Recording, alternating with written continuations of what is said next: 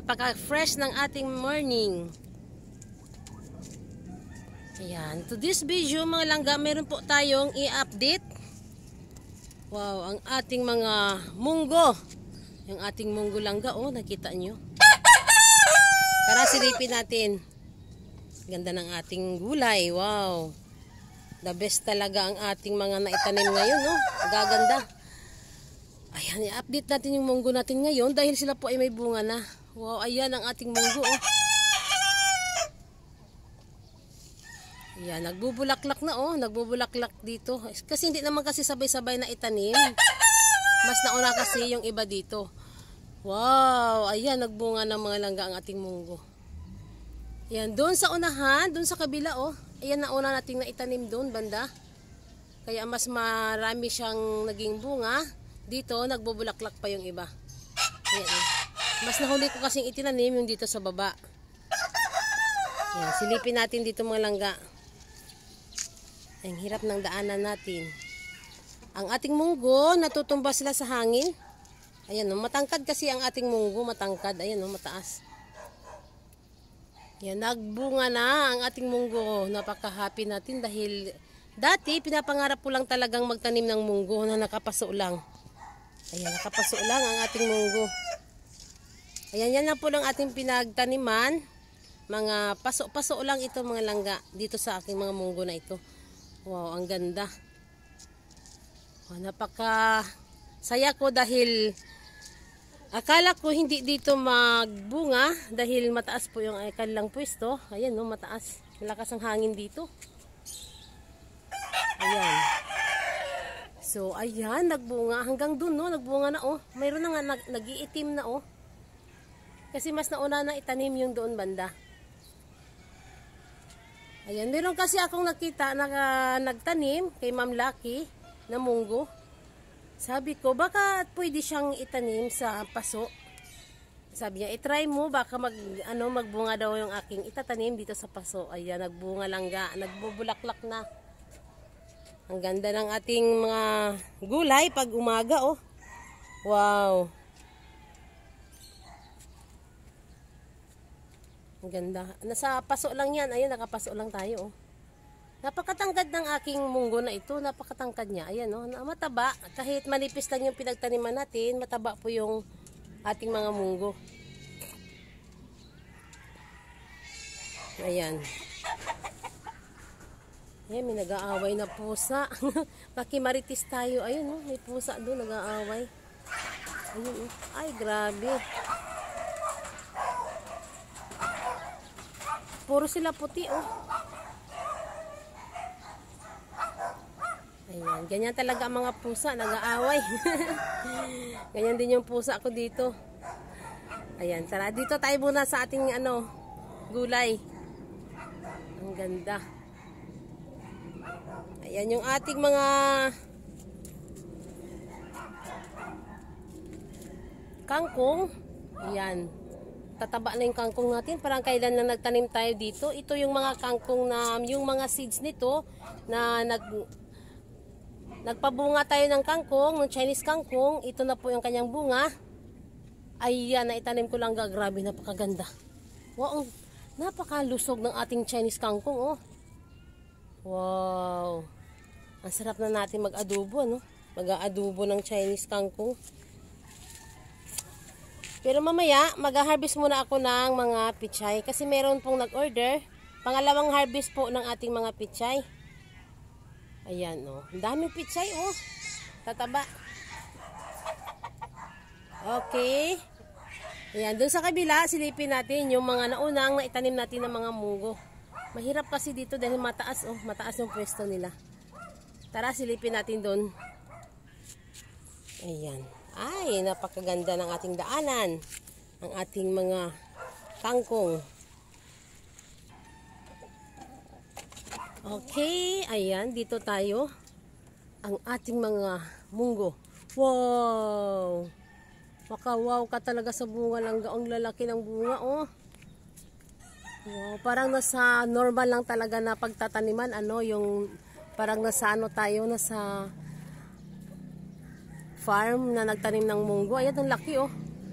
Ayan, dami niyang bunga, oh. Ayun, mas lalong maraming bunga yun dun sa kabila, oh. Wow, grabe. Ang ganda ng ating munggo. Isang puno lang yan langga, oh. Dahil niyang bunga, oh. Oh, grabe, nagbubulaklak pa. Ayun, ang ganda. So, hanggang dulo yan langga, madami tayong tinanim na mga munggo. So, sa mga isang paso dito, dati, itinanim ko siya ng 6 sa isang paso. So, ang nangyari, dahil sobrang sikip naman kasi, binawasan ko sila. Itinanim ko doon sa kabila, yung ibang munggo. Ayan. Kaya medyo okay langga pag mga nakatanim dito, 4 or 3 sa isang paso. Ayan, oh. Wow, andun, oh. Dahil bunga dun, oh. Ayan, mag-iitim na, oh. So, mag-harvest tayo dito. Babalik tayo dito sunod na araw. Pag nagdilaw na ito, masarap ito. O, hindi kaya parang malambot pa lang siya. Ayan, magugulay tayo ng munggo. So, silipin muna natin dito. Ang dami pang bulaklak. Namumulaklak pa sila, oh. Ayan, ang ganda ng ating pinagtaniman, di ba? Ayan, pwede mga langga kahit nakapaso lang ang ating mga munggo. Wow, ang tangkad kasi langga ng mga munggo, oh. Tangkad. Ayan, no, hanggang dun, no. Daming bunga. Wow. Nagbubulaklak pa, oh. Sagliit at ang hirap dito dumaan.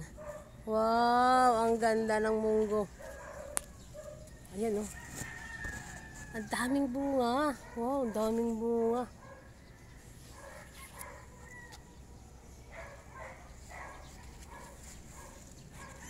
Ayan, hanggang doon sa dulo yan ang ating munggo. Ayan, oh. Wow. Ayan, dito sa baba dito ay mga na ito, mga tubo. Mga tubo yan.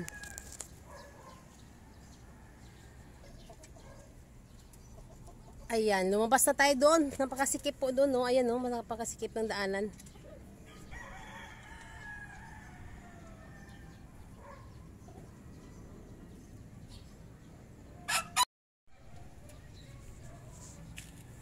Malapit na tayo makapag-harvest. Napakaganda. Ayan, ang ating pinapangarap na mga munggo.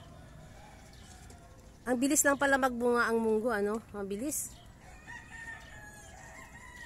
Sa mga mahilig dyan, magtanim ng munggo, magtanim na po kayo ng munggo.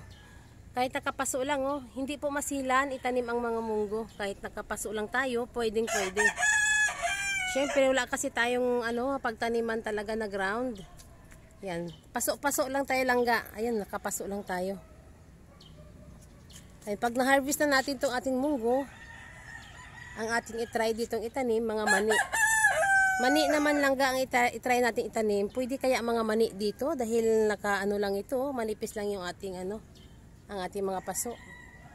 Subukan natin itanim ang mga mani dito. Sana magbunga, sana maglaman Maganda naman po ang lupa natin kaya sana maglaman yung ating mga mani pag dito natin itatanim sa mga paso na yan. Yung ating mga sibuyas nga, oh.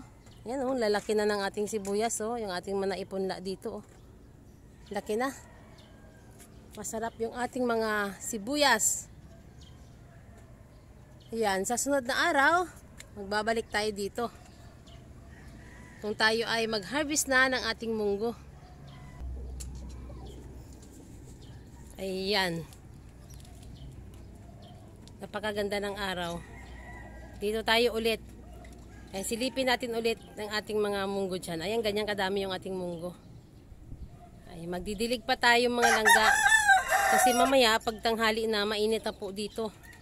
Kaya kailangan natin magdilig. Ayan, mag-harvest tayo ng ating mga Chinese kangkong. Ready na ang ating Chinese kangkong harvestin. Ayan. Wow, ang ganda. Ang ganda ng Chinese kangkong natin, ano? Ayan, ito, oh. Ganda ng Chinese kangkong, oh. Isang puno lang, ganito na siya kaganda. Ayan. Okay, mga langga, sa sunod na araw, magbabalik tayo dito. Ayan, thank you sa inyong lahat. sa walang sawang panonood sa aking mga vlog. Please subscribe my channel, Inday Names Rooftop Garden. Bye!